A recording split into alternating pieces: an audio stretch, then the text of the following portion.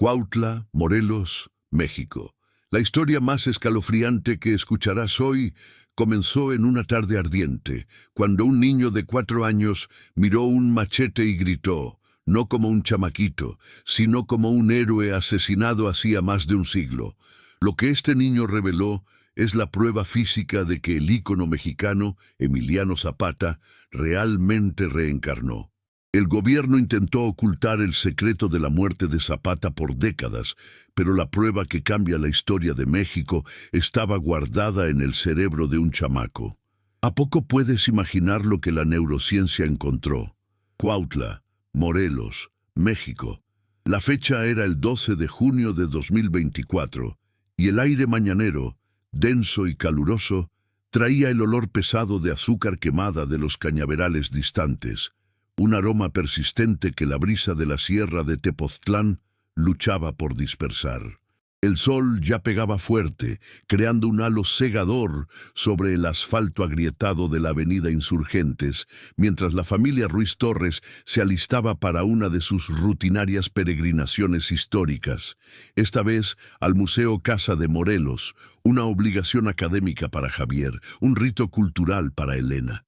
Estacionaron su viejo Nissan Kicks azul marino bajo la sombra de un robusto amate o higuera, cuyo follaje exhalaba un perfume dulce y pegajoso, el tipo de detalle sensorial que Elena, arquitecta de restauración histórica, siempre absorbía en silencio, imaginando las vidas pasadas que tocaron esas mismas piedras oscuras. Santiago, o Santi, con sus 4 años y 3 meses y ojos castaños increíblemente vivos, estaba particularmente inquieto. Sus dedos diminutos agarraban el borde de la camisa de Elena con una fuerza inusual, mientras el sonido agudo de una patrulla pasando lo hacía encogerse. La sinestesia temporal visual auditiva de Santi, un término clínico que la pareja prefería evitar, hacía que ruidos fuertes o fechas históricamente cargadas lo golpearan como colores chillones o descargas eléctricas, y Javier notó la tensión en la mandíbula de su hijo, un patrón que se había estado intensificando en las últimas semanas. Javier, profesor de historia latinoamericana, intentó calmarlo con su voz baja y didáctica de siempre, explicando que el museo era seguro, un lugar de silencio y respeto. Pero el niño solo le devolvió la mirada con una desconfianza severa, una mirada que parecía cargar el peso de décadas de cautela y cálculo, totalmente desproporcionada para su edad. ¡Qué bárbaro! La rutina de visita al museo siempre comenzaba con el mismo ritual. La compra de los boletos en la taquilla de piedra fría, el sonido hueco de los pasos en el patio principal con sus arcos coloniales y la breve parada para admirar el viejo pozo de agua, cuya humedad liberaba un olor a musgo y tierra mojada que extrañamente Santi parecía tolerar mejor que el aire seco de la calle. Javier solía guiarlos por la cronología de la Revolución, señalando los mapas descoloridos y los retratos en sepia con una reverencia profesional, mientras Elena se concentraba en la textura áspera de las paredes de arcilla y piedra volcánica o tezontle, midiendo silenciosamente los daños del tiempo y la guerra que el edificio había soportado. Santi, por su parte, se fascinaba con la luz puntual sobre los artefactos de metal, el brillo frío y metálico de las bayonetas y monedas antiguas que parecían atraerlo como un imán. El evento desencadenante no vino con alarma, sino con una quietud abrupta.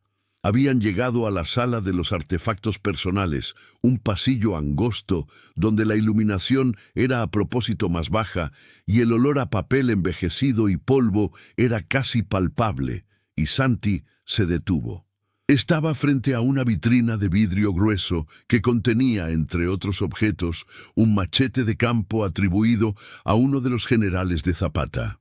Sus ojos castaños, antes inquietos, se fijaron en la hoja curva y soltó la mano de Elena, acercándose al vidrio con una lentitud deliberada. Javier, que estaba comenzando a leer la leyenda del objeto en voz baja, Notó el cambio en el semblante de su hijo, una contracción en los músculos faciales que parecía forzar una máscara de vejez sobre sus facciones infantiles, y el aire en la sala de pronto se sintió más frío, a pesar del calor exterior. Entonces vino el sonido, grave y gutural, que rompió el silencio respetuoso del museo. Santi, en un acento de Campo de Morelos que jamás había emitido antes, gritó con una convicción aterrorizante, mientras golpeaba el vidrio con el puño cerrado. «Esa no es la machete de Don Chema, esa es la mía, pero no es la que usé en la emboscada de Chinameca». La voz era profunda y ronca, totalmente ajena y cargada de una indignación que no era de un niño. Sus ojos se entrecerraron y comenzó a describir el machete en la vitrina como el olor a pólvora y el color del miedo, cayendo en una crisis sinestésica, el cuerpo temblando como si estuviera reviviendo un trauma violento, describiendo el color del machete como un rojo oscuro pulsante. La primera evidencia de conocimiento imposible había sido lanzada, no como una pregunta ingenua, sino como una corrección irrefutable y técnicamente precisa, mencionando la emboscada en la hacienda de Chinameca, un detalle específico de la muerte de Zapata que solo se discutía en círculos académicos. Elena agarró a su hijo, el pavor gélido de aquella voz extraña anulando el calor de su abrazo, mientras Javier, el historiador, sintió que su estómago se revolvía. Miró la leyenda del objeto, luego el machete en la vitrina y, entonces, a su hijo que se retorcía en sus brazos, y la realidad en la que creía, basada en documentos y hechos verificables, comenzó a desmoronarse en migajas secas, como papel envejecido expuesto al tiempo y la humedad. «¡No manches!». La reacción de los padres comenzó en una etapa de incomprensión inmediata, con Elena intentando desesperadamente calmar a Santi y Javier mirando a su alrededor, seguro de que la seguridad del museo intervendría en cualquier momento, y de que el evento era solo un reflejo de una excitación infantil mal canalizada. Lo arrastraron fuera de la sala, los cuchicheos de otros visitantes resonando en sus oídos como juicios. Elena lo llevó al baño, dándole agua, con las manos temblorosas. Salieron del museo en silencio, el Kix ahora bajo un sol más fuerte, la sombra de la mate más pequeña. En el coche se instaló la etapa de racionalización forzada. Javier, con el tono de voz casi un monólogo, insistió en que Santi había absorbido una conversación suya con un colega sobre el machete de Don Chema, o que había leído algo en uno de sus libros ilustrados, una criptomnesia tardía, un eco de la memoria. Argumentaba que la referencia a Chinameca era una coincidencia, un nombre que él o la niñera podrían haber mencionado. Elena, sin embargo, miraba la discreta mancha de nacimiento en el pómulo izquierdo de Santi, que parecía una mini cicatriz descolorida, un detalle que ella nunca había cuestionado hasta ese momento, y el pensamiento de que no era una mancha, sino el recuerdo de una herida de bala, la golpeó como un impacto físico. La racionalización de Javier se esfumó tan pronto como se detuvieron en un semáforo cerca de la universidad, y sacó el celular para buscar el machete mencionado por Santi. El objeto expuesto era de un general genovevo de la O, un detalle que el museo no mencionaba, pero que Javier conocía, y el niño, de 4 años, había confundido al propietario, pero corregido el tipo de arma. Javier, el profesor de historia que se suponía debía saberlo todo, estaba equivocado, y su hijo, en medio de un ataque sinestésico, estaba en lo cierto sobre la nomenclatura militar de la revolución. El silencio en la cabina del coche se transformó en algo pesado y opresivo, un vacío donde antes había convicción.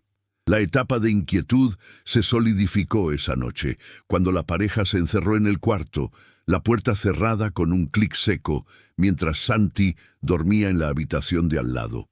Javier, pálido, Hojeaba un libro raro sobre la biografía de Zapata, deteniéndose en un párrafo que mencionaba una herida de bala en el rostro de Zapata en 1911 en la hacienda de San Juan.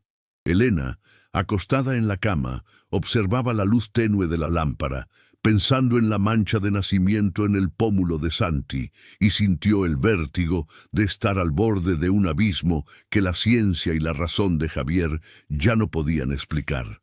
La noche era calurosa, pero un frío extraño emanaba del silencio en el cuarto de su hijo. La rutina de la casa, que siempre estaba marcada por la puntualidad y la previsibilidad de sus vidas académicas e intelectuales, fue subvertida por esa única revelación. Los platos en el fregadero, los papeles sin corregir de Javier, los planos de restauración de Elena tirados en un rincón.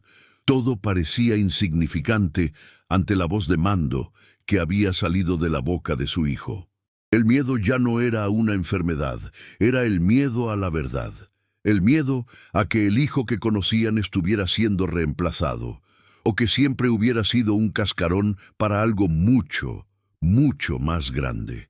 El silencio de la casa era ahora un peso. Al día siguiente, la rutina de Santi, que incluía jugar con sus bloques de construcción, fue interrumpida por un acto extraño. Estaba en la alfombra de la sala, la luz de la mañana filtrada por las persianas, rayando el suelo de madera, armando un rompecabezas del mapa de México. De repente, soltó la pieza de la ciudad de Puebla y comenzó a excavar las puntas de la alfombra gruesa, su rostro contorsionado en una súplica desesperada, las uñas arañando la lana del tapete. La acción era tan instintiva y primaria que asustó a Elena, que estaba en la cocina preparando el café de olla, y el sonido del arañazo la hizo correr. Elena se arrodilló a su lado, el olor a café mezclándose con el olor a cera nueva de la alfombra, y preguntó en voz baja y temblorosa qué estaba haciendo, tratando de ser la madre calmada y racional que la situación exigía. Santi no la miró. Continuó excavando con sus dedos diminutos, las venas de su frente hinchadas. La respuesta vino con la misma voz grave y ronca de antes, pero ahora cargada de una urgencia aterrorizante. Estoy buscando el piso de tierra bajo la cama. Tienen que moverme de aquí, Elena. El coronel Guajardo está por llegar con su traición. La mención al piso de tierra y al coronel Guajardo, el traidor que armó la emboscada para Zapata, golpeó a Elena con una fuerza que ningún impacto físico podría igualar. La referencia era demasiado específica, demasiado contextualizada para ser una mera frase memorizada. Se levantó, tambaleándose, sintiendo la textura de la madera bajo la alfombra. El suelo de madera del cuarto de Santi siempre fue un detalle moderno que contrastaba con la estructura colonial de la casa. La insistencia en el piso de tierra era un anacronismo aterrorizante. Dejó de respirar por un momento, las manos en la boca. ¡Madre mía! Javier llegó de la universidad y Elena lo recibió en la puerta con el rostro marcado por el agotamiento y el miedo. Le contó el episodio de la alfombra y la frase sobre el coronel Guajardo, con la voz ahogada. Javier intentó de nuevo la ruta de la racionalización, sugiriendo que el niño estaba solo reviviendo el cuento de la guerra, el eco de una película que vieron o un libro que leyeron, pero la mención al piso de tierra lo incomodó profundamente. Un historiador sabe que detalles sensoriales y arquitectónicos, como el tipo de piso, son raramente mencionados en relatos populares y son, en la mayoría de los casos, accesibles solo a investigadores especializados. Tomó su laptop, encendiéndola con un clic seco, y se sumergió en sus archivos digitales, buscando detalles de arquitectura del período de la Revolución, tratando de encontrar la fuente de donde Santi podría haber extraído tal conocimiento. Mientras tanto, Santi, de vuelta a sus bloques, comenzó a armar una estructura compleja que parecía un templo, pero sin la parte superior. Se volteó hacia su madre y preguntó: ¿Dónde está el general Genovevo? Él tiene que vigilar el Arco de Triunfo que no terminamos en Cuautla. El Arco de Triunfo de Cuautla era un monumento histórico que había sido iniciado y nunca concluido durante la época de Zapata, un detalle minúsculo de la historia local de Morelos, conocido solo por un puñado de historiadores de la región, jamás por guías turísticos o libros escolares. El proyecto había sido abandonado. El nombre General Genovevo de la O era el de uno de los generales más leales de Zapata. Javier, que estaba en la sala, la luz fría de la laptop iluminando su rostro pálido, escuchó las palabras y sintió un escalofrío en la espalda. La precisión de Santi al conectar al general con el monumento inacabado era estadísticamente improbable para un niño de su edad. La rutina de la noche fue consumida por una búsqueda obsesiva en los archivos de la UAEM, Universidad Autónoma del Estado de Morelos, donde Javier, usando sus credenciales, accedió a registros de proyectos arquitectónicos de la primera década del siglo XX.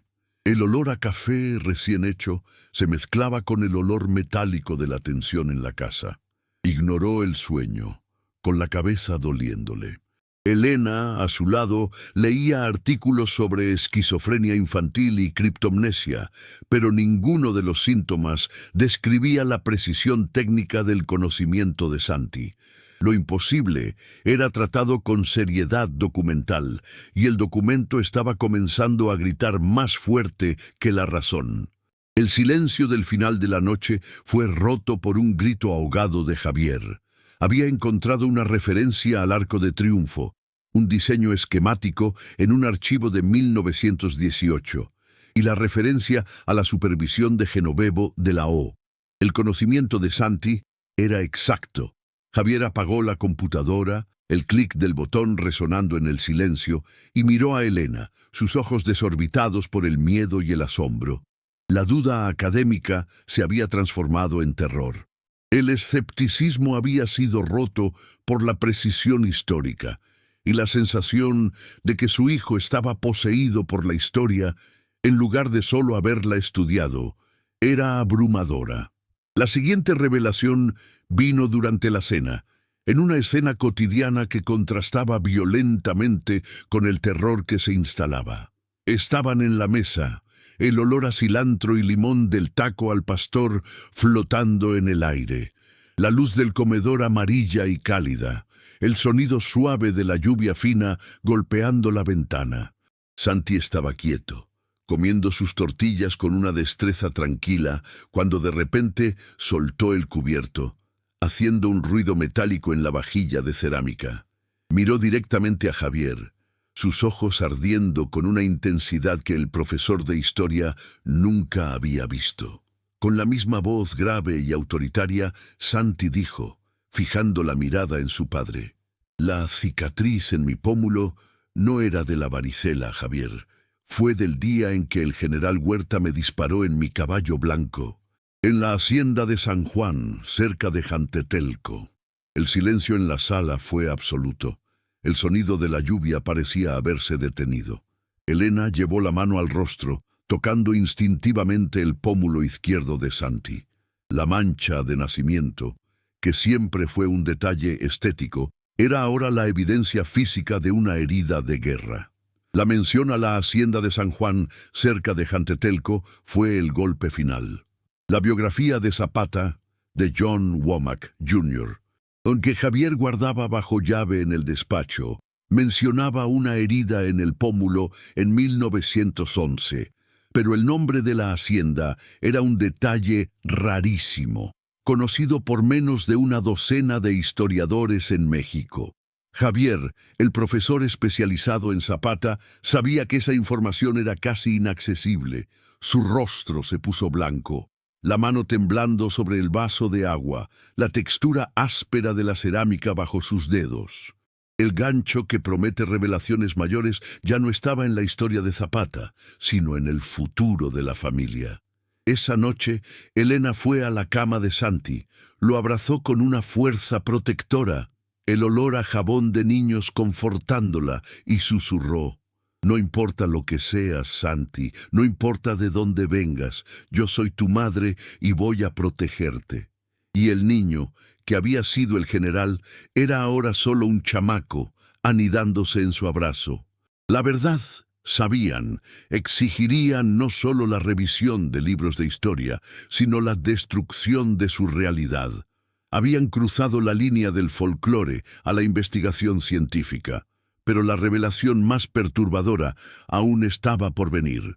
Los días siguientes fueron consumidos por una fiebre de investigación en línea y conversaciones susurradas que transformaron la casa de los Ruiz Torres en un archivo fantasma. La luz del día entraba por las ventanas, pero el ambiente interno era de oscuridad y tensión, y la casa olía a miedo y café de olla fuerte.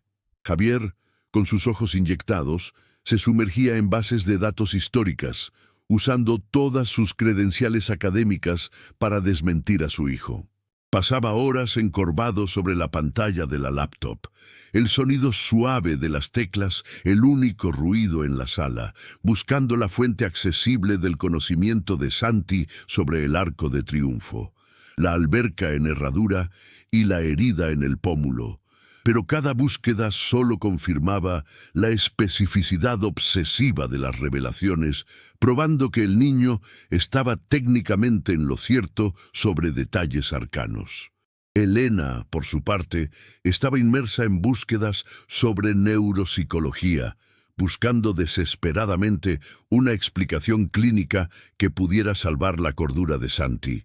Leía sobre criptomnesia y memoria intergeneracional, tratando de anclar lo imposible en un diagnóstico médico que pudiera tratar y proteger a su hijo de un destino que parecía ser histórico. El olor a café fuerte, hecho en pequeñas cantidades y tomado frío, flotaba constantemente en la casa, mezclándose con el olor metálico y frío del miedo.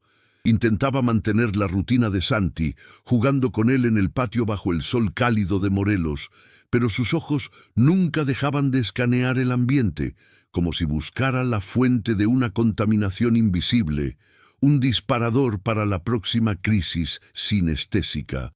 La tensión conyugal se manifestó en silencios prolongados y miradas cortantes, donde las palabras no dichas pesaban más que el aire caliente. Javier era el escéptico, el historiador que creía que la historia solo existía en el papel y que Santi estaba, de alguna forma, fabulando, quizás como un síntoma de algo más profundo que su ciencia pudiera explicar. Estaba atormentado por la posibilidad de que su conocimiento especializado estuviera siendo refutado por un niño de 4 años, y su frustración era palpable en la forma en que golpeaba las carpetas y corregía los trabajos de sus alumnos. Elena, sin embargo, estaba abierta, sintiendo que el conocimiento era demasiado íntimo y traumático para ser invención. Nadie inventaría el dolor de la herida de bala con tanta precisión. Estaba impulsada por el instinto de proteger a Santi, independientemente de la verdad, y la desconfianza de Javier hacia su hijo la hería profundamente. Ella sabía que la lucha ya no era sobre hechos, sino sobre el corazón de su hijo. Una noche, mientras Santi dormía, la pareja se confrontó en la cocina, la luz fría de la lámpara fluorescente iluminando la desesperación en sus rostros, haciendo sus ojeras más profundas. Javier, con la mano temblando, tiró sobre la mesa una fotocopia de un artículo académico oscuro sobre la herida de Zapata, diciendo que la información estaba allí, accesible, aunque difícil, y que la coincidencia era, en el fondo, la explicación más lógica. Elena no se movió.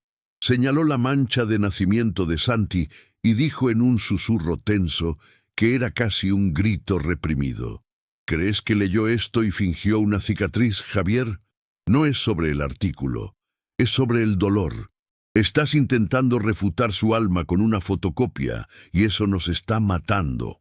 La segunda evidencia que rompe el escepticismo de Javier vino de un acto inocente pero aterrorizante, en el patio, donde el olor a polvo y tierra caliente era intenso y la luz de la tarde dorada. Santi estaba jugando con un cochecito de juguete de color rojo vibrante cerca del macizo de cactus, donde la tierra era seca y arenosa. Dejó de jugar, la mano en el bolsillo del pantalón de mezclilla, la tela rozando con un sonido áspero. Sacó la mano y en la palma de su mano minúscula estaba un objeto que parecía haber venido de otra era, totalmente desplazado en un patio moderno. Era un medallón de plata roto, de unos 8 milímetros de diámetro, la mitad de una pieza más grande, y la aparición fue tan súbita que Elena, que lo observaba desde la ventana, se atragantó con el aire, el olor a humo de incienso que había encendido para calmar la casa volviéndose empalagoso. Santi miró el medallón con una expresión de reconocimiento doloroso y dijo, en un tono de voz bajo y cargado de resignación, «Tengo que esconder el resto en el granero. No pueden saber dónde está». El granero, por supuesto, ya no existía. La casa había sido construida sobre los cimientos de una hacienda más antigua, y el aire de la tarde se enfrió de repente con el peso de aquel objeto. Órale. La descripción sensorial completa del artefacto era crucial para Elena, la arquitecta que creía en la materialidad de la historia. Ella, con sus guantes de restauradora, tomó la pieza con la punta de los dedos. La plata Ley 800 era de baja pureza, el metal estaba pesado y tenía una oxidación oscura y profunda que la hacía parecer un objeto de plomo, con un olor a tierra mojada y metal antiguo. En el reverso, casi invisibles bajo la suciedad, estaban grabadas las letras EZ de forma amateur. Más chocante era el corte, no era por corrosión, sino por un impacto balístico violento, una fisura limpia que se asemejaba a una herida de guerra. Elena, usando su conocimiento en restauración, usó un pincel suave para limpiar cuidadosamente la superficie. Se dio cuenta de que el corte en el metal era muy antiguo y no había sido hecho por una herramienta moderna. Dentro del medallón había una miniatura casi imperceptible de San Isidro Labrador, el patrón de los campesinos, un detalle íntimo, la textura áspera de la oxidación en la pieza y su peso inusual confirmaban que no era una bisutería moderna. La explicación racional implosionó completamente. El niño había materializado un artefacto genuino de 100 años, y Javier miraba la pieza con el terror de un hombre que ve su mundo desmoronarse en evidencias. La decisión de buscar experiencia externa fue tomada esa misma noche, sin discusión. El medallón era demasiado irrefutable para ser mantenido en secreto, o para ser descartado como un juguete. Javier quitó los ojos de sus archivos y miró a Elena, la pieza de metal en su palma. El profesor de historia ya no podía refutar la verdad, solo podía intentar validarla. Decidieron buscar al doctor Raúl Cisneros Montoya, el profesor emérito de la UEM, uno de los mayores expertos en artefactos de la Revolución Mexicana, un hombre de barba gris espesa y escepticismo legendario, conocido por su enfoque metódico y gruñón. El primer especialista local los recibió en su gabinete en la UAM, un búnker académico con olor a papel envejecido y café frío, donde la luz de la mañana entraba en haces que revelaban el polvo flotante. El establecimiento de credenciales a través del ambiente era inmediato. Pilas de libros raros, mapas descoloridos colgados en las paredes y cajas de archivo abiertas que exhalaban el olor de la historia. El doctor Cisneros, un hombre metódico y malhumorado, estaba rodeado de artefactos de metal del período revolucionario, una figura de autoridad incuestionable en el análisis forense de tales objetos. El escepticismo inicial, transformándose en perplejidad, fue una secuencia dramática. Cisneros recibió el medallón con una sonrisa irónica. «¿Memoria? Pura tontería. Les voy a demostrar que es una pieza de artesanía barata de un guía turístico», refunfuñó, rascándose la barba con la mano temblorosa. Puso el medallón bajo un microscopio estereoscópico, el sonido lento del ventilador de techo girando sobre sus cabezas, y su expresión cambió de aburrimiento académico a una concentración intensa, absorbido por la textura áspera de la plata oxidada. El proceso de examen técnico detallado comenzó con la aplicación del espectrómetro portátil de fluorescencia de rayos Detis, PXRF, un equipo que Cisneros usaba para determinar la composición y la edad de artefactos. El PXRF emitió un zumbido bajo e intermitente y el brillo estroboscópico de su luz iluminó el medallón oscuro mientras los datos aparecían en la pantalla del monitor indicando la composición de la aleación metálica. Javier y Elena observaban en silencio, el corazón latiéndoles fuerte, sintiendo la textura áspera de la mesa de madera bajo sus manos. La ciencia, ahora, era el juez final de la cordura de su hijo. Cisneros, con sus gafas en la punta de la nariz, leyó los resultados, el olor fuerte a papel viejo irritando sus fosas nasales. Se quitó las gafas, los ojos rojos y cansados, y se rascó la frente. El tono de la sala se había transformado de escepticismo a una tensión creciente con validación científica progresiva. El especialista se aclaró la garganta, su voz fallando. Sacudió la cabeza. El objeto era técnicamente genuino. Lo que descubrieron a continuación desafiaría todo lo que la ciencia conocía. El doctor Cisneros Montoya, el escéptico profesor emérito de barba gris, se apartó del microscopio. El sonido de su silla deslizándose sobre el piso de vinilo, rompiendo el silencio tenso. Señaló el pequeño monitor del PXRF, donde los resultados de análisis técnico con datos específicos parpadeaban en una luz azulada.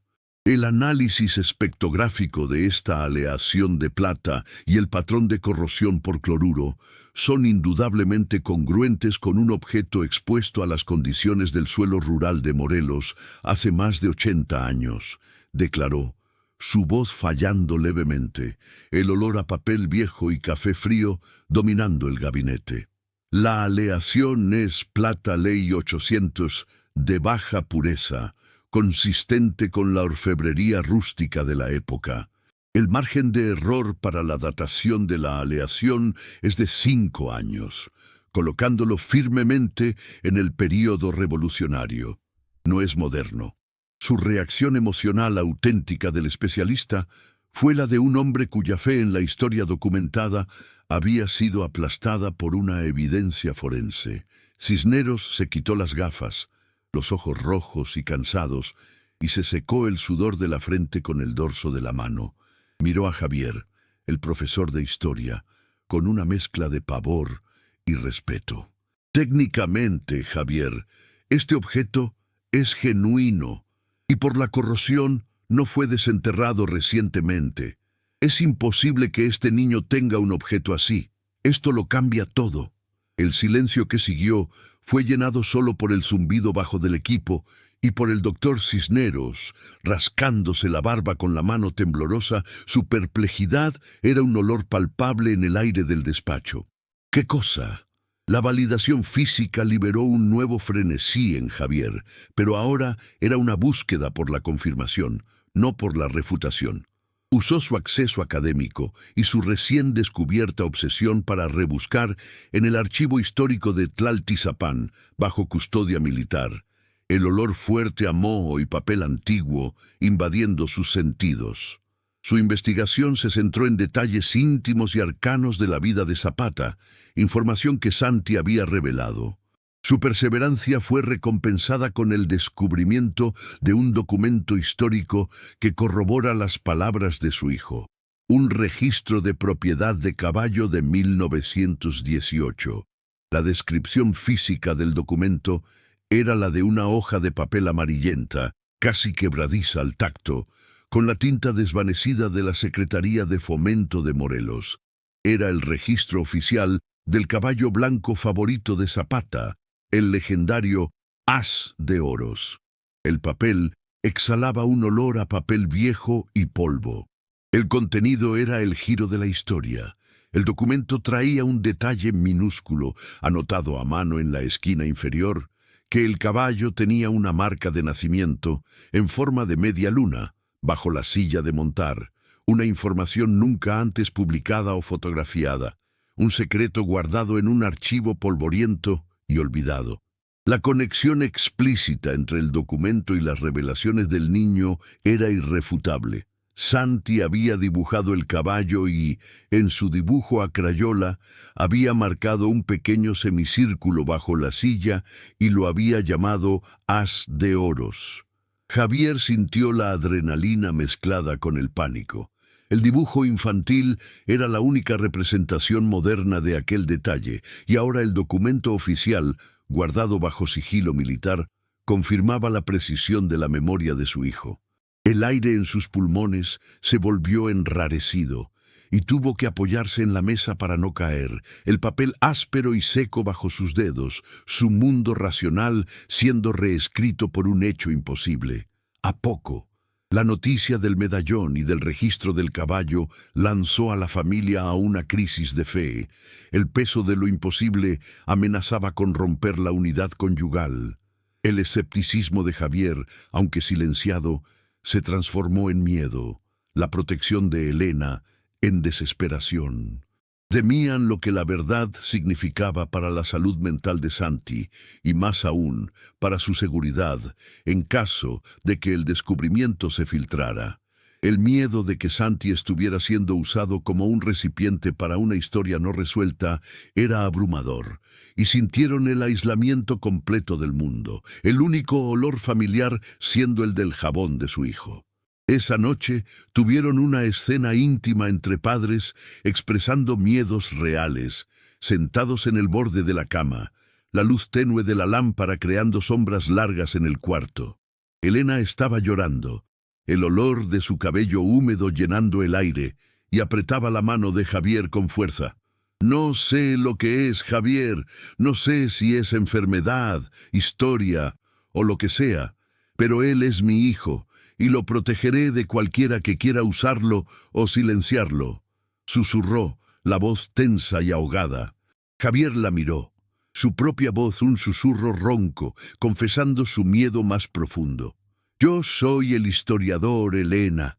Me pagan por desentrañar el pasado, pero el pasado de nuestro hijo me está desentrañando a mí. Tengo miedo de perder a mi Santi con el general.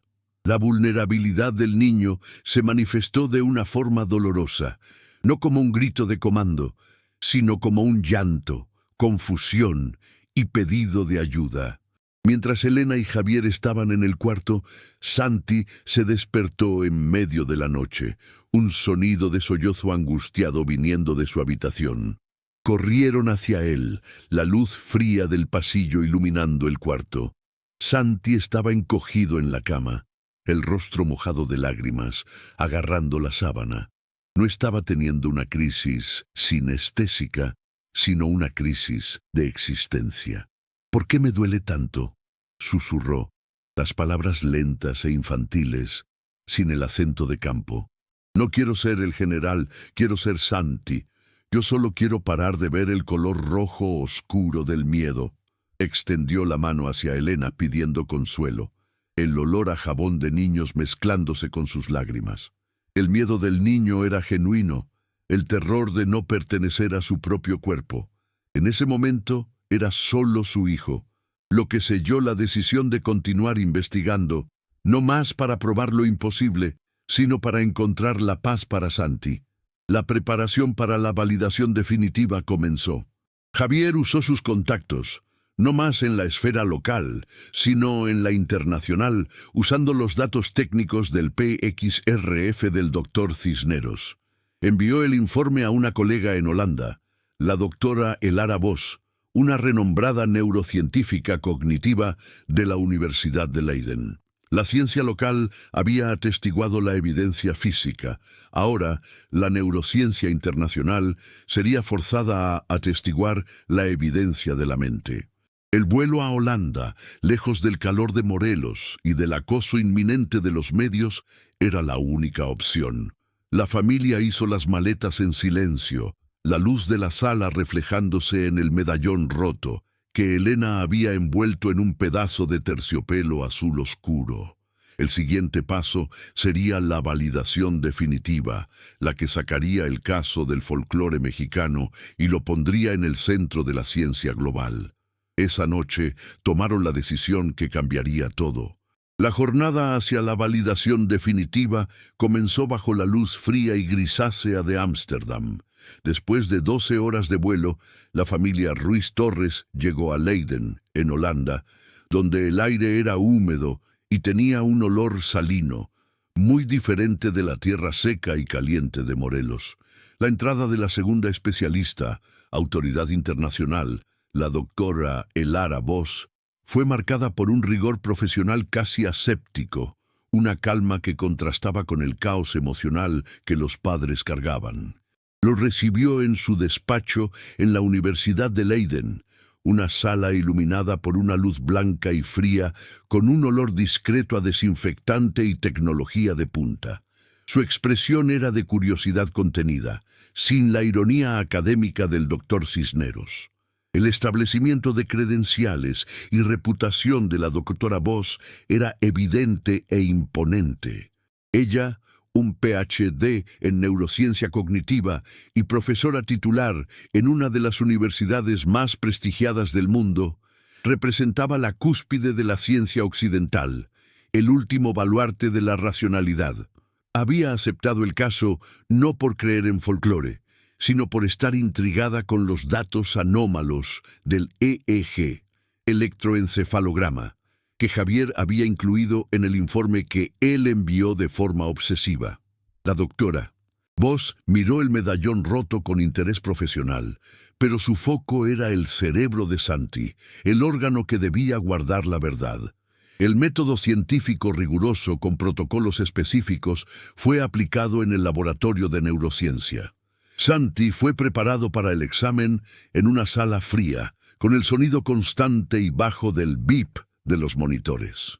La doctora Voss lo conectó a un electroencefalograma, EEG, cuantitativo de alta resolución, un casco con decenas de electrodos minúsculos presionados contra su cuero cabelludo, el gel conductor frío y pegajoso. El objetivo era mapear la activación cerebral en tiempo real en respuesta a estímulos históricos específicos, midiendo la latencia de la memoria. El laboratorio estaba repleto de equipo sofisticado y pruebas detalladas. Además del EEG, ella utilizó una prueba de resonancia semántica, pidiendo a Santi que identificara o respondiera a nombres de personas y lugares de la Revolución Mexicana, alternados con nombres de personajes de dibujos animados y de su vida cotidiana. La luz blanca y fría del laboratorio era cegadora.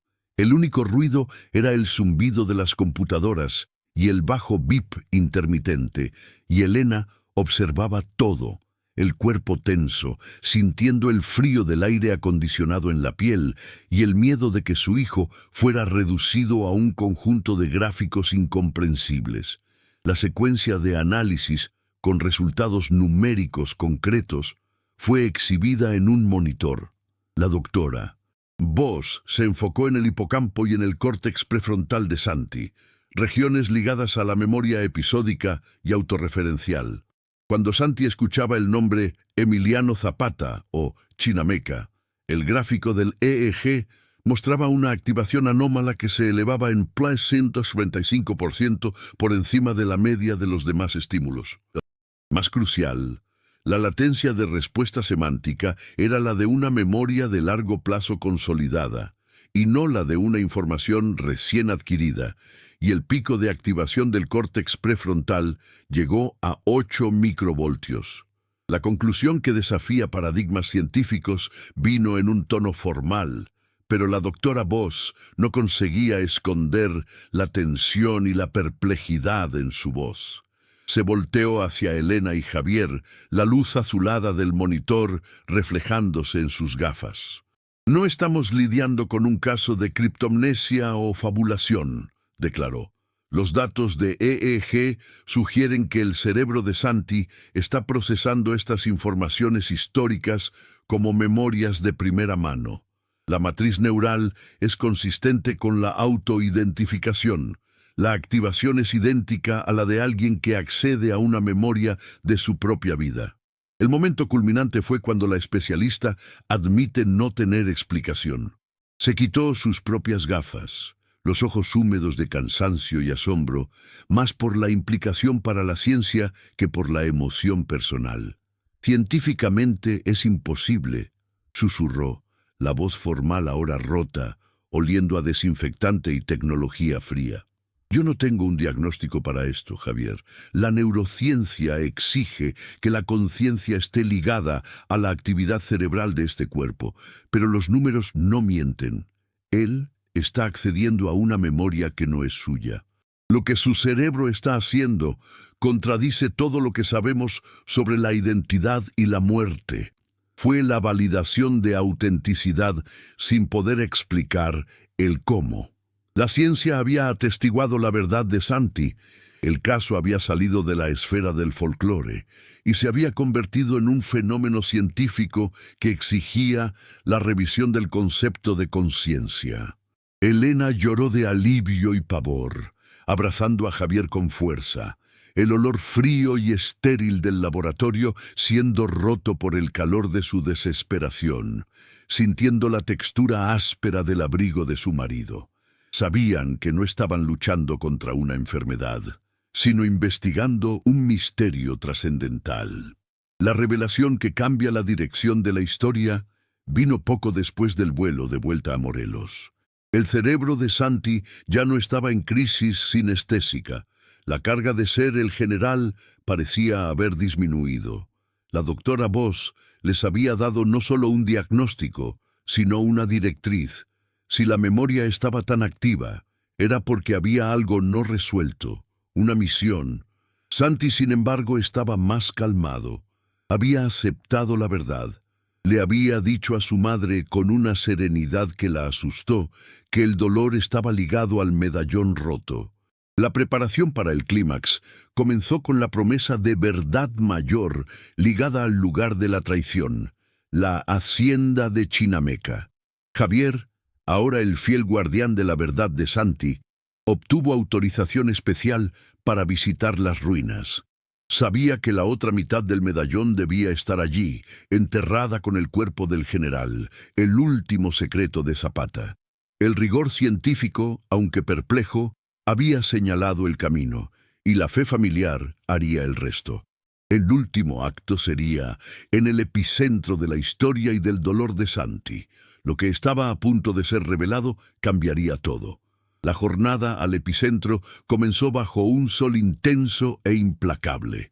El calor seco de Morelos golpeando la carrocería del coche con una fuerza casi física. Un olor a polvo y metal caliente flotando en el aire. Los preparativos habían sido discretos, una pala de jardinería, guantes de trabajo y una pequeña linterna, todos escondidos en la cajuela del Kix. El trayecto de 20 kilómetros de Cuautla hasta la hacienda de Chinameca fue recorrido en un silencio tenso, roto solo por el chirrido bajo de la radio, mientras el miedo y la esperanza luchaban en el estómago de Elena y Javier. Javier, al volante, sentía el olor a tierra quemada y tensión, mientras Elena sostenía el medallón roto envuelto en terciopelo, la plata fría y áspera bajo sus dedos. Santi estaba callado en el asiento de atrás, los ojos fijos en el paisaje árido, con una expresión de resignación solemne, la paz de la aceptación en su rostro. La llegada al lugar crucial, las ruinas históricas de Chinameca, fue opresiva, con una sensación de historia suspendida en el tiempo. Los muros de piedra agrietados y la vegetación invasora creaban una atmósfera de abandono e historia no resuelta. La descripción sensorial completa del lugar crucial era inmediata. El olor era una mezcla de polvo seco y jazmín silvestre, el calor intenso y seco del mediodía. El silencio opresivo roto solo por el zumbido distante de insectos y por el viento cálido silbando. Se detuvieron en el patio principal, donde Zapata había sido asesinado. La textura áspera de los ladrillos era visible, y la luz del sol creaba sombras duras, pareciendo congelar el tiempo. La descubrimiento físico final, exactamente donde el niño indicó, comenzó con Santi deteniéndose frente a la pared del patio, cerca de un pilar de piedra. Colocó la mano minúscula sobre uno de los ladrillos sueltos, que parecía ligeramente más hundido que los demás, y describió, con la voz grave del general, la sensación de ser baleado, el olor a pólvora y el pavor de ser traicionado. Sus ojos se entrecerraron y señaló el ladrillo que parecía ligeramente desplazado en relación a los otros, diciéndole a Javier con una voz ahora más calma, pero aún con el acento de campo: «La otra mitad está detrás de esta piedra, Javier. Es la parte que mi coronel no pudo recuperar. Ya no duele». La última frase, «ya no duele», fue el alivio que Elena necesitaba para darle a Javier la pala de jardinería y los guantes de trabajo. «Ándale». El proceso de revelar en tiempo ralentado fue una secuencia de pura adrenalina y tensión, un ritual de arqueología personal. Javier y Elena se arrodillaron en la tierra seca, los guantes en las manos, y comenzaron a trabajar con la pala, el sonido seco del metal cavando la tierra rompiendo el silencio. A cada palada de tierra oscura y cálida que removían, el corazón de Elena latía más fuerte, sintiendo el olor de la tierra antigua subiendo a su rostro. Sintieron la textura de la tierra áspera bajo los dedos y el olor intenso del polvo. El ladrillo fue removido, y la cavidad revelada era pequeña y oscura, un nicho hecho a toda prisa, probablemente en la noche de la traición, conforme sugerido por los datos de Cisneros. Hubo un silencio inicial mientras todos procesaban el momento. En la oscuridad de la cavidad, vieron un objeto envuelto en un pedazo de tela envejecida, casi desintegrada, que Javier tomó con la punta de los dedos, la respiración suspendida, el olor del tejido antiguo y de la tierra. Desenvolvió la tela y reveló la otra mitad del medallón, la plata oxidada, con el mismo corte balístico. Elena tomó la mitad de Santi del bolsillo y con las manos temblando las unió. El encaje fue perfecto, un clic metálico suave que resonó más alto que cualquier grito o disparo, sellando el destino de aquel momento. La validación técnica inmediata en el lugar no vino de un PXRF, sino de la simetría innegable de la pieza y de una verdad íntima. El medallón completo de 8 milímetros de diámetro era un testimonio, la plata fría y antigua en la mano de Javier. Elena, con la punta de los dedos, limpió el polvo y el toque final de oxidación de la parte interior y vio la grabación minúscula, casi invisible, que Santi no podía haber inventado y que don Lázaro había confirmado oralmente: «Para mi alma, Inés». El nombre de la primera esposa de Zapata, un detalle íntimo y personal, era la prueba final. ¡Qué padre! La conexión emocional explícita con la jornada del niño fue la liberación. Santi, al ver el medallón completo, sonrió por primera vez con una genuinidad que no estaba teñida por la sinestesia. El dolor y la urgencia habían desaparecido de sus ojos. Ya no era el general. Era solo Santi, un niño de 4 años que había cumplido una misión trascendental. Elena y Javier se abrazaron con una fuerza protectora, el olor a tierra y metal antiguo mezclándose con el calor del alivio y de la aceptación, sintiendo la textura áspera y emocional de la verdad entre sus cuerpos. El momento donde el significado completo es revelado vino con el entendimiento de Javier. Sostuvo el medallón completo, el sol caliente golpeando el metal, y miró a Santi, el hijo que era también el general. El secreto íntimo de Zapata, la prueba de su vida personal y la herida de su traición, estaba ahora completa, el arco narrativo de su alma cerrado. La reencarnación no era una enfermedad, sino una entrega, el último acto de un héroe que necesitaba cerrar su ciclo, proteger su legado personal e íntimo, lo que no estaba en los libros. La transformación visible en tiempo real fue la de Santi. El tono de su voz, al pedir agua a Elena, era ligero e infantil, sin la cadencia lenta y grave del campo. Estaba jugando con una piedra suelta, no más cavando en la tierra, la mancha de nacimiento en el pómulo pareciendo solo una pequeña marca. La resolución emocional, no del misterio sino de la jornada humana, estaba allí. Habían perdido un poco de su cordura racional, pero habían encontrado un hijo pacificado y una nueva visión de mundo.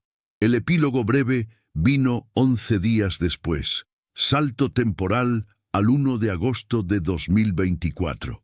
El legado del descubrimiento era el silencio protector. Santi estaba en el patio de su casa en Cuautla, jugando con un juguete moderno, y sus risas ligeras eran el sonido de la nueva normalidad, libres de las crisis.